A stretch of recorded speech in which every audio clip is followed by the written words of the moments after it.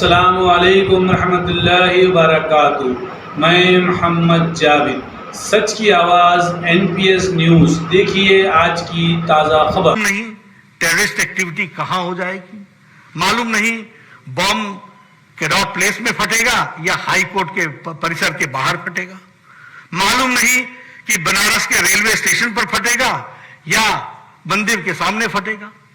यह वातावरण हम लोगों ने देखा और आज हम देखते हैं कि देश सुरक्षित और सुरक्षित के साथ साथ एकता के सूत्र में बंधा हुआ देश हम सबको देखने को मिलता है।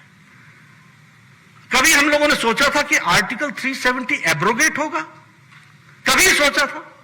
नारा हम जरूर लगाते थे, एक देश में दो निशान, दो विधान, दो संविधान नहीं चलेंगे, लेकिन आप लोगों ने साथ दिया और आप लोगों ने साथ देने का नतीजा ये रहा कि आज it was 6th of August 2019 that the complete unification of the country was done and Article 370 was abrogated.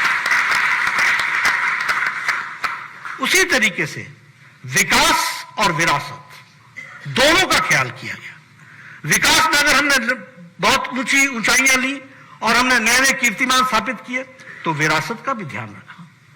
अगर हम कहें तो केदारनाथ से काशी विश्वनाथ का जीर्णोद्धार, हमारे शंकराचार्य जी की समाधि का फिर से बनना, फिर उसी तरीके से हमारे पूज्य स्थानों का फिर से रीडू करना और उसको आगे बढ़ाना। हम सब लोगों से पूछा जाता था, हम कहते थे हम मंदिर वहीं बनाएंगे, तो हमसे लोग पूछते थे तिथि कब बताएंगे।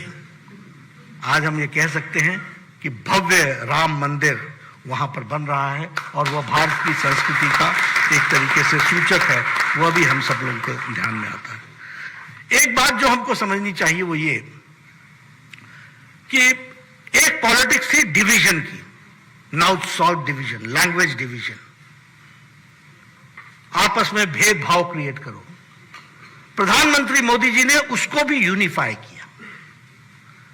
अगर संत तिरुवल्लुवर की बात उन्होंने यूनाइटेड नेशन, संयुक्त राष्ट्र में की, तो बसवन्ना की चर्चा, संत बसवन्ना की चर्चा उन्होंने यूके में राज करने की नीति पर की। यह भी हमको ध्यान में रखना चाहिए। अगर तमिल काशी संगम इसको आगे बढ़ाया तो तमिल सौराष्ट्र संगम को भी आगे बढ़ाया।